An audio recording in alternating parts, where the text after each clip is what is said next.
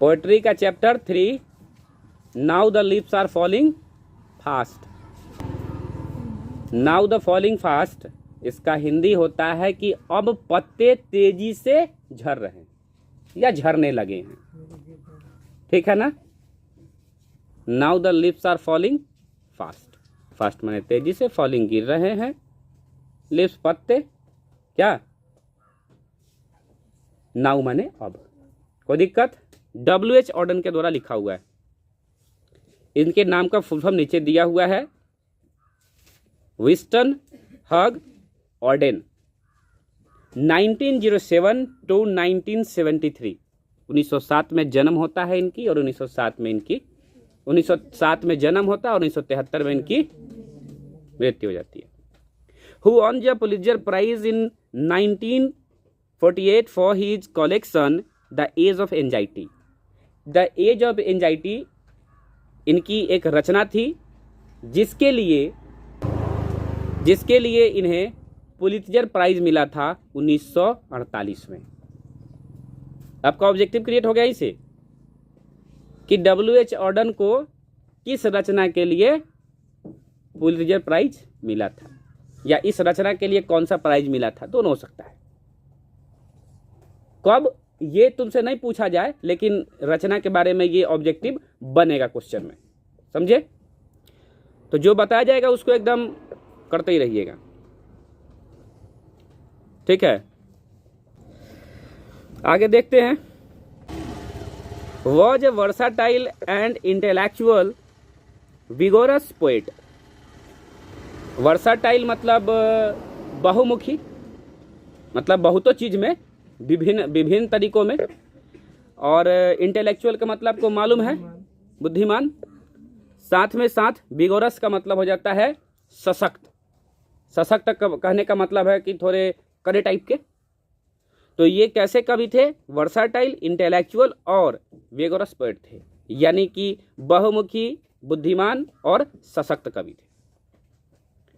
Verse, यहाँ पे verse VERSE है, वर्स मतलब होता है पद्य। वर्स ड्रामेटिक, यानी कि ये पद भी लिखते थे तो नाटकीय ढंग से लिखते थे। साथ ही साथ क्रिटिक थे ये। क्रिटिक मतलब हो जाता है कि जो दूसरों की रचना होती है ना, उसमें कमी निकालने वाला, रचनाओं में कमी निकालने वाला। इसे कहता है, क्रिटिक का मतलब ही होता है आलोचना करने वाला, कमी निकालने वाला, खामियां निकालने वाला, ठीक है। तो क्रिटिक समझ गया। ट्रांसलेटर एंड एडिटर, ये ट्रांसलेटर थे और साथ साथ एडिटर थे।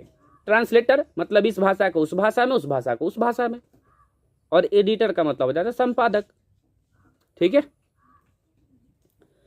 आगे बढ़ते हैं कि poetry to him was a serious game.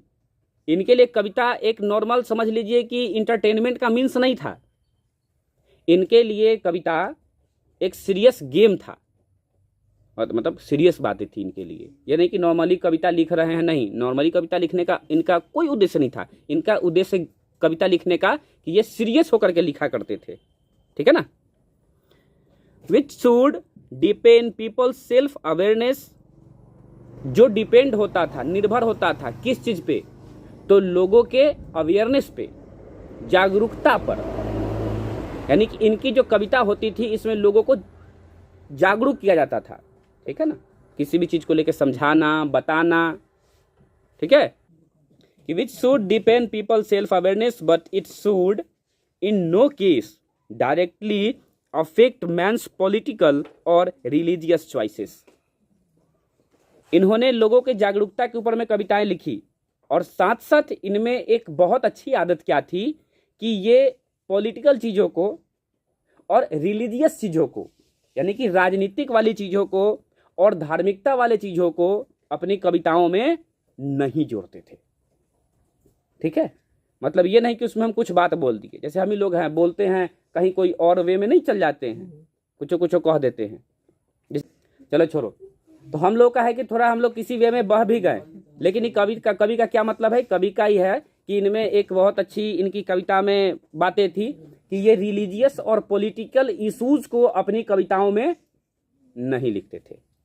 ये लिखते थे लोगों को जागरूक करने के लिए, ठीक है ना, बात समझ में, जागरूक करना, जागरूक माने जगाना, जगाना कैसन जगाना, नींद से नहीं जगाना, जगे हुए को जगाना। तो जगे हुए को जगाने का मतलब उनको समझाना, उनको बताना, अपनी कविताओं में ये लिखी हुई होती थी। आगे बढ़ते हैं,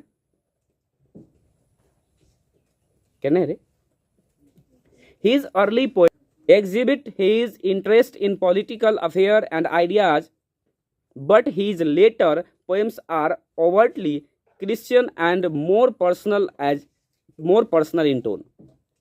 शुरुआती दौर की इनकी जो कविताएं थी उसमें पॉलिटिकल इशू झलकती है, लेकिन बाद की जो कविता है उसमें ये पॉलिटिकल इश्यूज को नहीं लिखते, ये उसमें सेल्फ लिखते हैं। ये क्रिश्चियन से आते थे ना, तो क्रिश्चियनिज्म के बारे में, यानी क्रिश्चियन धर्म के बारे में, अपने बारे में क्या कह रहे हैं, कह रहे हैं कि overtly Christian and more personal in tone, मतलब उसमें सेल्फ के बारे में, लोगों के बारे में लिखते थे। पहले कविता राजनीतिक से जुड़ल होती थी, लेकिन बाद की कविता लोगों से जुड़ी होती थी और पर्सनल होती थी। As a technician odd and explore a variety of stanza form and metres. Stanza just like समझ लीजिए कि लाइन, ठीक है ना, पैराग्राफ। स्टेंजा का मतलब समझ लीजिए पैराग्राफ, स्टेंजा का मतलब पैराग्राफ। जैसे जो हम लोग कहते हैं पैराग्राफ कह देते हैं, लेकिन जो इंग्लिश रचनाकार होते हैं उसको वो पैराग्राफ नहीं कहते, वो लोग उसको स्टेंजा कहते हैं। तो कहा गया है उनके बारे में कि वो लिखने की एक अलग ही तरीकों को अपनाया था। इस प्रकार वो एक टेक्नीशियन थे, कहने का मतलब ये है। इनकी जो रचना थी वो लिखने का पैटर्न कुछ अलग था, उनके लिखने का तरीका कुछ अलग था। और क्या लिखते थे उसमें बहुत वैरायटी होती थी, इनकी रचनाएं बहुत वैरायटी होती थी। अब स्ट्रेंजा फॉर्म मीटर्स, मीटर्स कहने का मतलब यहाँ पर हो गया कि हर चीज़ का एक पैमाना होता है, हर चीज़ का एक पैमाना होता है। जैसे दूरी मापने का किलोमीटर, मीटर, है ना, तो हर चीज़ का एक पैमाना। उसी प्रकार से ये स्ट्रेंजा का एक फॉर्म क्रिएट किए थे, बनाए थे और अपने हिसाब से उसको लिखा करते थे। यानी कि सारे लोगों का रचना एक तरफ होता था और इनकी रचना कुछ अलग होती थी, इनकी स्ट्रेंजा अलग होती थी, ये कहने का मतलब हो गया इनका। He had a passion for a word coining, इनकी एक बहुत अच्छी पैशन थी। पैशन मतलब तुम कुछ एक्चुअल में हिंदी उसको बता रही थी कुछ, हाँ ठीक है, कि he had a passion for word cunning, इनकी एक अलग जुनून थी किस चीज को लेकर के, वर्ड को जोड़ने की, ठीक है ना, वर्ड को क्या करने की, जोड़ने की। वर्ड क्वाइनिंग है, कनिंग हम पढ़ रहे थे उस समय से, क्वाइनिंग है। He had a passion for a word coining, word जोड़ने की, शब्द को जोड़ने की इनकी एक अलग जुनून थी। And using archaic words, archaic हो जाता है पुराना वर्ड, एरिक मतलब होता है पुराना, और खास करके कैसा वर्ड को जोड़ने में, कविताओं में पुराने वर्ड को कविताओं में जोड़ने की इनकी एक अलग सी जुनून हो गई। पता, इसी कारण से ना इनकी कविताएं कुछ टफ हो गई लोगों के लिए पढ़ना, क्योंकि इसमें बहुत पुराना पुराना वर्ड ये लिखा करते थे। Which makes him at times difficult to understand, इसलिए उस समय जिस समय ये रचना इन्होंने लिखा, इनको समझना बहुत डिफिकल्ट हो गया, इनको माने इनकी कविताओं को। क्यों डिफिकल्ट हो गया? क्योंकि इनकी रचनाओं में क्या होती थी, पुरानी बातें होती थी, इतने शब्द पुराने होते थे कि इनकी कविताओं को समझना बहुत डिफिकल्ट हो गया, कठिन हो गया। He left England as early as 1939 to settle permanently in the United States. ये इंग्लैंड कब छोड़े? 1939 में इंग्लैंड छोड़े, और 1939 में इंग्लैंड छोड़ने के बाद ये कहाँ परमानेंट सेटल हो गए? यूनाइटेड स्टेट यानी अमेरिका में, ठीक है ना, यूनाइटेड स्टेट यानी America. Audience work is divided into the British and American phases, इनकी जो कविता है दो भागों में बटी हुई है, एक ब्रिटिश फेज में और एक अमेरिकन फेज में, ठीक है ना। The notable work of the notable works of the English phase art, जो अब वहाँ रहे थे, इंग्लैंड रहे थे, देखो इंग्लैंड को ही ब्रिटिश कहा जाता है, ठीक है ना। तो जब ये इंग्लैंड में रहे और वहाँ जो इन्होंने रचना की, उस रचना में क्या था? The orators, the dance of death, look at stranger, Spain and another time, ये सब इंग्लैंड में रह करके इन्होंने लिखा। The notable works of the American phases include, और अमेरिका में रह करके जो इनकी जो रचनाएं थी वो क्या थी? New Year letter. The notable works of the American phases include New Year letter, for the time being, the age of anxiety, ठीक है ना।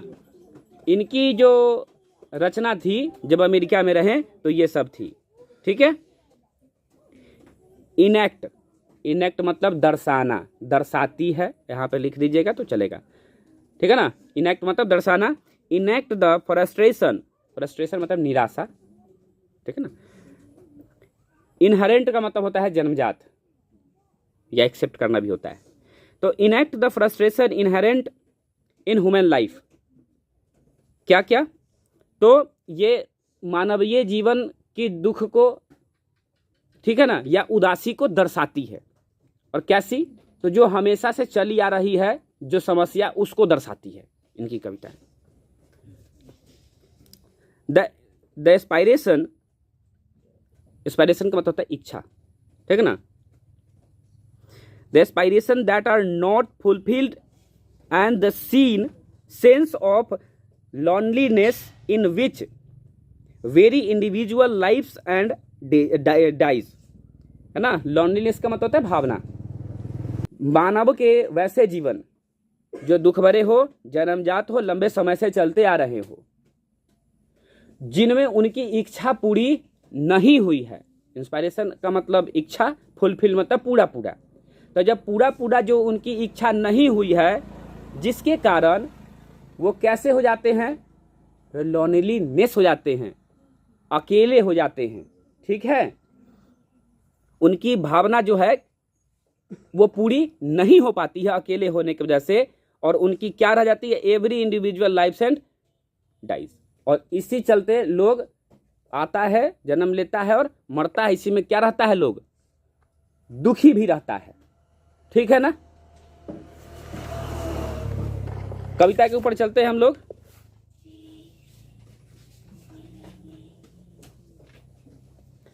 Now the leaves are falling fast, अब पत्ते तेजी से झड़ने लगे हैं।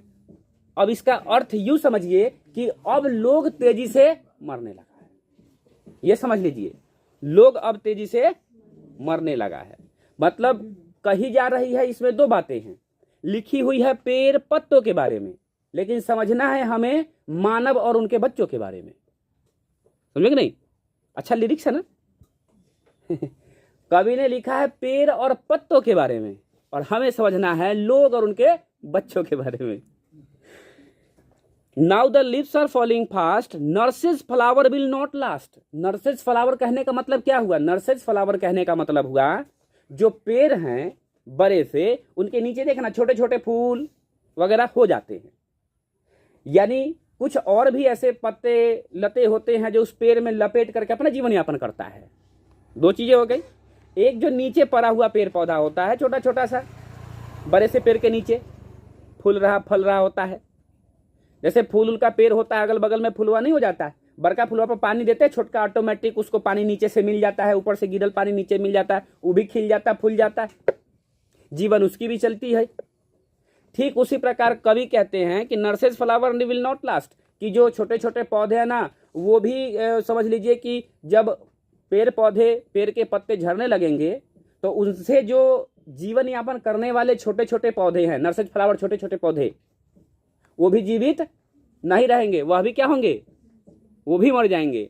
यानी कि अगर किसी व्यक्ति को जीवन यापन देने वाला, उसके लिए कुछ करने वाला जो व्यक्ति है, अगर उसे कुछ होता है तो फिर उनके घर के छोटे छोटे बच्चे भी नहीं रहेंगे, ठीक है ना।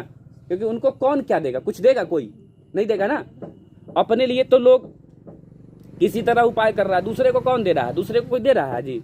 नहीं। तो कवि यहाँ क्या कह रहे हैं, कवि लोगों के सहारे कह रहे हैं कि अगर जिस घर के गार्जियंस जो होते हैं, अगर उनके घर के गार्जियंस वगैरह नहीं होंगे तो उनके घर के छोटे छोटे बच्चे भी नहीं होंगे। किस तरह, जिस तरह बड़े पेड़ पौधे को अगर काट दिया जाए तो उसके नीचे जो छोटे छोटे पेड़ पौधे, उस पेड़ पौधे के बड़े पेड़ के चलते जी रहा था, वह भी मर जाएगा। ठीक उसी प्रकार हम इंसान के भी कंडीशन वैसे ही हैं। अगर घर के अगर बड़े अगर गायब हुए तो समझ लीजिए बच्चे भी गायब हो जाएंगे। गायब होने का मतलब यहाँ मरना। Nurses to graves are gone, कि अब वो जो नर्सिस हैं, जो फ्लावर्स हैं, वो भी गॉन हो रहे हैं। कहाँ? ग्रेप्स में, वो भी कब्र में जा रहे हैं। मतलब वो भी मौत के कगार पे पहुंच चुके हैं और मौत की दिशा में बढ़ रहे हैं। अब नर्सिस यहाँ कहने का मतलब लोग, ठीक है। नर्सिस यहाँ पेड़ से ताल्लुकात है, लेकिन गहरी भावना क्या है इसमें समझने की, गहरी भावना क्या है, लोग, ठीक है ना। इस मामले में समझेंगे तो कि कभी कहते हैं कि लोग भी मतलब कब्र के कगार पे, मरने के कगार पे जा ही चुके हैं। कब्र समझते हो ना? कब्र नहीं समझते हो? लेते भी, अरे कब्र होता है जैसे हिंदुओं में मरता है उसको जलाया जाता है, और मुस्लिम में उसको गाड़ा जाता है, दफनाया जाता है, ठीक है ना। तो जो गढ़वा जो कूड़े जाता है ना, उसी को कब्र कहा जाता है। समझ में आया? उसको कब्र कहा जाता है। And the prams go rolling on. Prams मतलब यहाँ समझ लो छोटे छोटे पेड़ या बच्चे, छोटे छोटे पेड़ या बच्चे। प्रैम्स का मतलब ऐसे एक्चुअल मीनिंग प्रैम्स का क्या होता है? तो प्रैम्स का एक्चुअल मीनिंग होता है, जैसे देखना कोई लोग जब मॉल वगैरह में देखना या एयरपोर्ट वगैरह पर देखना कि छोटे छोटे जो बच्चे होते हैं ना, तो उसके लिए एक ट्रॉली होता है, वो प्रैम्स होता है, ठीक है ना। वो प्रैम्स होता है। क्या है, अभी देख लो छोटका छोटका जो गाड़ी बच्चों का आता है, जिसे बैठा दे बच्चा को पीछे से उसको धक्का उक्का दे करके करती है, जो आजकल ऑर्डर दे करके मंगवाता है सब, उसको वॉकर वगैरह कहता है, सब प्रैम्स का ही रूप है सब। लेकिन यहाँ हम प्रैम्स का मतलब समझेंगे छोटे छोटे पेड़ या छोटे छोटे बच्चे कि and the prams go rolling on, यानी कि रोलिंग ऑन का मतलब कि वो भी जा रहा उसी दिशा में, ठीक है। जो छोटे बच्चे हैं वह भी उसी दिशा में जा रहे हैं। किस दिशा में? मतलब आज जन्म लिए छोटे छोटे बड़े होंगे, होते हुए एक दिन वयस्क होंगे, और वो भी एक दिन, बात समझ रहे ना, एक दिन वो भी नहीं रहेंगे। मतलब इस कगार में वो भी अब बढ़ते रहे, मतलब होगा जन्म तो धीरे धीरे उम्र बढ़ेगा तो एक दिन उसका भी तो वही होगा। विस्परिंग नेबर्स, यहाँ विस्परिंग नेबर्स दिया हुआ है। विस्परिंग नेबर्स ये होते हैं मृत्यु के देवता का ये नाम है। नाम बोले तो विस्परिंग नेबर्स का मतलब मृत्यु का देवता। नेबर मतलब पड़ोसी नहीं बूझना है, नेबर का मतलब पड़ोसी नहीं समझना है, ठीक है ना। नेबर क्या है, यहाँ पे नेबर्स एक साथ विस्परिंग नेबर जुड़ा हुआ है। इसे विस्पर का मतलब होता है फुसफुसाना, धीरे धीरे बोलना को हम लोग विस्पर कहते हैं, और नेबर का मतलब पड़ोसी होता है। लेकिन यहाँ पे वो नहीं समझना, नेबरिंग और यहाँ पर दिया हुआ विस्परिंग और नेबर्स दिया हुआ है। तो विस्परिंग नेबर्स का मतलब होता है यहाँ पर मृत्यु का देवता। लेफ्ट एंड राइट, क्यों? क्योंकि समय इतना बुरा चल रहा है कि मृत्यु के देवता तो दाएं बाएं रहते हैं, है ना। कभी किसको क्या हो जाए कोई जानता है नहीं ना। इसीलिए जब आप कहीं यात्रा करने के लिए निकलते हैं तो लोग आपको क्या कहता है, भगवान करे आपकी यात्रा मंगलमय हो। डर उसको भी लगा हुआ है कि कुछ भी हो सकता है, एनीथिंग कैन बी पॉसिबल। तो क्या कही जा रही है, कभी कह रहे हैं कि whispering neighbours left and right की मृत्यु के देवता दाएं और बाएं हैं आजकल। Plucks us from the real delight, जो हमें हमारी खुशियों से अलग कर देता है, जो हमारी खुशियों से हमें अलग कर। प्लक्स मतलब तोड़ना, प्लग का मतलब तोड़ना होता है। मतलब यहाँ पे हम अलग समझेंगे कि जो हमें डिलाइट यानी खुशी से हमें क्या करती है, अलग कर देती है। अब मर जाएंगे तो क्या मिलेगा, मिले कुछ हो? तब वही चीज है कि खुशी से हमें क्या करता है, वो मृत्यु का देवता हमें अलग कर देता है। And the active hands must freeze, और जो कभी लोग चल रहा है, खा रहा है, पी रहा है, हंस रहा है, गा रहा है, खेल रहा है, अचानक वो फ्रीज हो जाएगा, रुक जाएगा, जम जाएगा। फ्रीज मतलब रुकना, जमना नहीं, समझ लीजिए कि अब वो एकाएक खत्म कहानी उसकी, मतलब वो मर जाएगा एकाएक। रुक जाएगा। समझेंगे, फ्रीज मतलब जमना होता है, लेकिन यहाँ पे समझना है मरना, कि एकाएक वो काम काज करने वाला व्यक्ति, खेलने कूदने ऐश मौज करने वाला व्यक्ति, एक दिन उसका बिल्कुल कहानी खत्म हो जाएगा, रुक सा जाएगा। Lonely on the separate knees, separate मतलब पर्सनल अपना, नीज मतलब घुटना, और इतना ज़्यादा लोग डर जाएगा या इतना लोग मृत्यु के सामने डर जाता है कि घुटने टेक देता है। मृत्यु के सामने लोग इतना अकेला हो जाता है जो घुटने टेक देता है, ठीक है ना। इतने कमजोर हो जाते हैं मृत्यु के सामने कि मृत्यु के सामने लोग घुटना टेक, अब घुटना टेकने का मतलब हिम्मत हार जाना, ठीक है ना। उनके पास कोई ऑप्शन नहीं है, जिसके कारण वो क्या हो जाते हैं, घुटने टेक देते हैं। बात समझ में आया। Dead in 100 at the back, जब लोग मरते हैं तो उनके पीछे 100 लोग जाता है, मरता है लोग तो 100, किसी भी धर्म का हो कोई मतलब नहीं है, जाता सब में है, बशर्ते यही है कि सबका अपना जाने का तरीका अलग अलग है, ठीक। Follow wooden in our track, और कभी को फॉलो करता है वुडन ट्रैक पर, लकड़ी से बने ताबूत जो होते हैं, ठीक है ना, जिसमें डेड बॉडी को रखा जाता है, लोग उनको फॉलो करता है। फॉलो करता है मतलब पीछे पीछे चलता है, तभी तो फॉलो कर रहा है ना जी। क्या शादी होती है तो शादी के समय लड़का पीछे और बाराती सब आगे, क्यों? क्योंकि खुशी का पल होता है ना। देखो कोई मरता है तो ये तो समझ लीजिए कि अच्छा चीज थोड़ी ना, क्या ये तो अनप्योर चीज है। तब देखो मरे हुए को आगे कर दिया जाता है, सारा लोग पीछे डरे चली रहता है कि बाप रे हमारी बारी ना आ जाए। मतलब यूं कहने का मतलब है कि सुख में लोग तोरा से आगे रहेगा, तोरा जौरे, और दुख होगा तो पीछे रहेगा। कि dead in 100 at the back, मरे हुए के पीछे 100 लोग चलता है। Follow wooden in our track, और उस लकड़ी के बने हुए जिसमें डेड बॉडी रखा है उसके पीछे पीछे आता है। आर्म्स रेज्ड स्टिफली टू रिप्रूव, और स्टिफली का मतलब होता है कठोरता से, रिप्रूव का मतलब होता है निंदा। अब उसी में जो लोग होगा जा रहा होगा और उसी के ऊपर में उंगली उठाएगा, मरने वाले जो मर गया उसके ऊपर में, उसी का अपमान करेगा, उसी का निंदा करने का अपमान करना है ना, कि भले मर गया ऐसन रखा, उसके बारे में गलत तरीके की बातें कहेगी, लोग के द्वारा कही जाएगी, समझे नहीं। इन फॉल्स एटीट्यूड्स ऑफ लव, और एक झूठा उनके लिए ऊपर से कही जा रही है, क्या कह रही है कि इन फॉल्स एटीट्यूड ऑफ लव, और झूठा दिखावा किया जाएगा उसके बारे में ऊपर से कि वो अच्छा व्यक्ति था, और उनके लिए प्रेम ऊपर से दिखाएगा, इंटरनली प्रेम नहीं उसके लिए, इंटरनली उसके लिए तो द्वेष है, ईर्ष्या है, उसका अपमान कर रहा है, लेकिन ऊपर से दिखावा है, ठीक है ना। लोग दिखावा करता है आपके लिए, लेकिन इंटरनली क्या होता है वो वही जानता है। जैसे देखो 4 लोग 10 लोग 5 लोग खड़े हैं ग्रुप में, तो जैसे ही कोई आएगा तो उसके बारे में कहेगा ये देखना इतना अच्छा है, ये करते हैं वैसे करते हैं, अजी चले बेहुदा के देख ले लो, ऐसे कर लो। मतलब आपके मुंह पे लोग आपके जैसा बड़ाई करता है, लेकिन ये मत समझो कि तुम्हारे पीठ पीछे तुम्हारी बड़ाई होती है, ठीक है।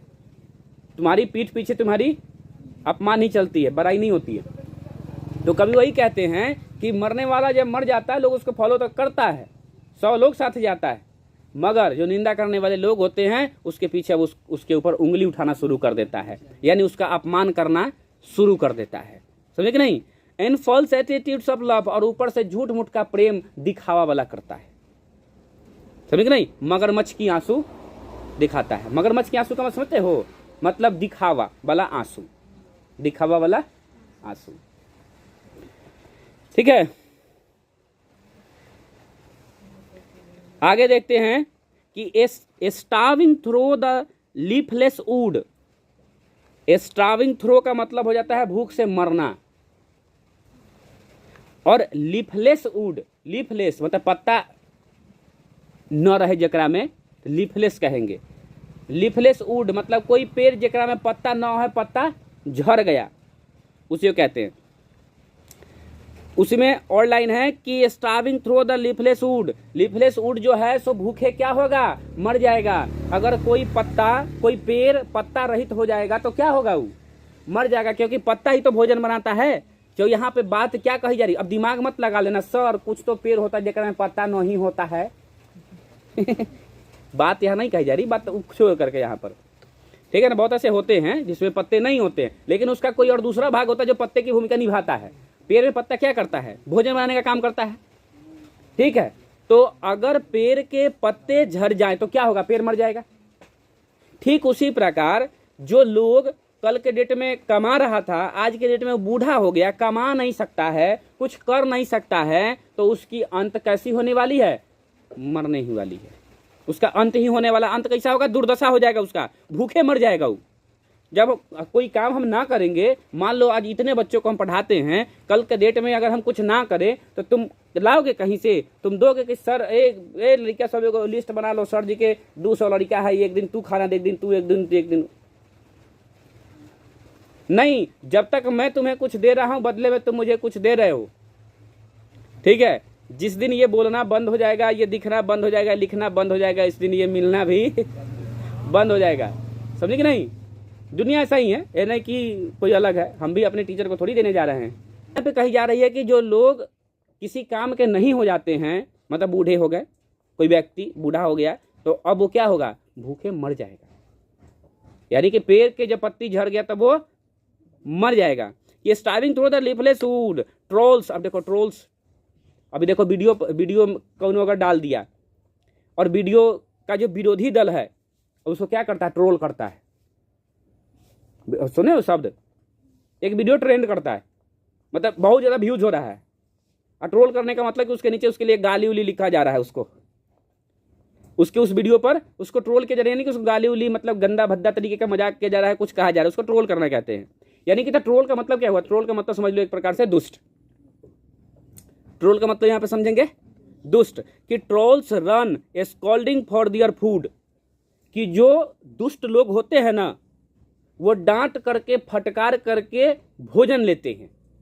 अब ये दोनों लाइन को हम जोड़ते हैं तब तुमको हम बताते हैं कि starving through the leafless wood, trolls run A scolding for their food. Scolding का मतलब डांटना फटकारना होता है, कि जब लोग शारीरिक रूप से कमजोर हो जाते हैं, अभावहीन हो जाते हैं, तो जो दुष्ट विचार के, दुष्ट प्रवृत्ति के लोग होता है वह दौड़ता है, उन्हें पकड़ता है, डांटता है, फटकारता है, और उनसे जितना हो सके चीजें छीनने का प्रयास करता है, और वो छीन लेता है उनसे। वो भूखे मरेंगे। जैसे ताकत खत्म हो गया, धन संपत्ति है, वैसा लोग आएगा, चोर डाकू डकैत आएगा, पड़ोसी उड़ोसी जो उस तरीके का है, छीन करके लेकर चल जाएगा, तुम भूखे मरोगे। फिल्म में देखते हो ना, जो बूढ़ा काम करके जा रहा होता है, पैसा लेकर के पगार मिलता है, लेके जा रहा होता है, रास्ता में जो गुंडा प्रवृत्ति के लोग होता है छीन लेता है। बेचारे के दवाई के लिए, पत्नी के दवा के लिए, बेटी के पढ़ाई के लिए, बेटी के शादी के लिए पैसा लेकर जमा करता है, और यही सब कौन छीन के देता है उसको, तो हीरो ओकरा से छीन के ओकरा देता है। बात समझे नहीं, फिल्म में पहले का फिल्म में होता था, अब तो न होता है, अब तो सब फिल्म में सब ध्वनि के रहता है, बोले कि फिल्म ऐसा होता था। तो ट्रोल समझ लो ना, ट्रोल्स वह व्यक्ति जो एक अभावहीन लोगों से छीनता है, डांट डपकार करके, पीट करके और छीन करके लेता है, भोजन प्राप्त करता है अपना, ठीक है ना। कि जो अभावहीन लोग होते हैं उनको, अभावहीन को शारीरिक रूप से, बूढ़ा हो गया, अब बूढ़ा हो गया तक शरीर तक मजबूत है नहीं, तो शरीर जब मजबूत नहीं है तो उसको तो कोई भी व्यक्ति किसी भी तरीके से उससे छीन सकता है। बात समझ में आया अब, ये starving through the leafless wood, trolls run scolding for their food. समझ में आ गई बात, कि जब लोग अभावहीन हो जाते हैं तो दुष्ट प्रवृत्ति के लोग उनको डांटता है, मारता है, पीटता है, और उनसे वह भोजन प्राप्त करता है। अपने खुद नहीं करता, लेकिन दूसरों से छीनता। क्यों? क्योंकि वो अभावहीन हो चुका है, यानी वो भूखे मर जाएगा, लेकिन ये उससे छीन करके खाएगा जरूर। ऐसे लोग हैं। And the Nightingale is dumb, और जो बुलबुल, नाइटिंगल बुलबुल पक्षी को कहते हैं, डम्ब मतलब मुख हो गई, चुप हो गई। क्यों? क्योंकि अब जो उसके घर के छोटे छोटे बच्चे क्या करेंगे, कुछ नहीं करेंगे, ऐसे ही वो भी तो अभावहीन है ना, उतनी उनमें पोटेंशियल नहीं है, उतनी स्ट्रांगनेस नहीं है कि दोबारा उसे छीन सके, नहीं है ना, चुप हो गए, रह गए ऐसे ही, कुछ नहीं करेंगे, अभावहीन वो भी है। The angel will not come, वो स्पेलिंग थोड़ा सा मिस्टेक है एंजल का, तुम लोग किसी में है क्या, ANGLE करके लिखा है कि किसी में गलत भी है, ठीक है, चलो ठीक है, एंजल विल नॉट कम। अब यहां एंजल का मतलब देखो, एंजल क्या होता है, परी, अप्सरा, ये होता है, लेकिन यहां ये नहीं समझेंगे हम लोग। एंजल का मतलब यहां जो हमारी मदद करने वाला है, ठीक है ना, देवदूत मतलब ईश्वर का भेजा हुआ दूत, ये समझेंगे इसका मतलब हमारी रक्षा करने वाला, मदद करने वाला। कि and the angel will not come, इतना होने के बावजूद भी कोई हमारा रखवाला नहीं आएगा, कोई हमारा सुरक्षा करने वाला नहीं आएगा, समझे कि नहीं, ये जो हो रहा है ये इस तरीके की, उसमें हमारा कोई मदद करने वाला नहीं आएगा। आगे पढ़ते हैं कि कोल्ड इम्पॉसिबल अहेड, अहेड मतलब होता है आगे, कोल्ड मतलब ठंडा, इम्पॉसिबल मतलब इम्पॉसिबल मतलब इम्पॉसिबल है ना, इम्पॉसिबल मतलब एनीबॉडी, असंभव। तो cold impossible ahead, list the mountains lovely head, जो पहाड़ों की ऊंची चोटी, सुंदर चोटी, पहाड़ों की सुंदर ऊंची चोटी जो है, देखो सुंदर कही जा रही है, लेकिन वो क्या है, हम वहां तक नहीं चढ़ सकते हैं, पहाड़े बोल दिया मतलब हम नहीं चढ़ सकते। तो कहा जा रहा है कि कोल्ड इम्पॉसिबल अहेड, कि माउंटेन यानी पहाड़ों की ऊंची चोटी, सुंदर ऊंची चोटी पर चढ़ना इम्पॉसिबल है। Whose white waterfall could bless, उस पहाड़ की जो ऊपर से जो वाइट वाटरफॉल हो रही है, वाटरफॉल समझ रहे, पानी का ऊपर से झरना के रूप में गिरना, वाटरफॉल होना, गिरना, तो जो वाटरफॉल हो रही है सो समझ लो क्या है, हमारे लिए एक आशीर्वाद है, हमारे लिए वह एक आशीर्वाद है। Travellers in their last distress, और यही जो यात्री होते हैं, ट्रेवलर्स यात्री, अब यहां यात्री किसको कहा जा रहा है, यात्री जो अब अंतिम फेज में है, जो लोग जाने वाला अंतिम फेज में, उनको यात्री कहा गया है। कि travellers in their last distress, distress मतलब दुख होता है, और उनके लिए इस दुखों के पल में, उनके लिए उन यात्रियों के दुखों के पल में यह वाटरफॉल जो है क्या क्या क्या काम करता है, ब्लेस का काम करता है, आशीर्वाद का काम करता है, ठीक है। अब यहां हम लोग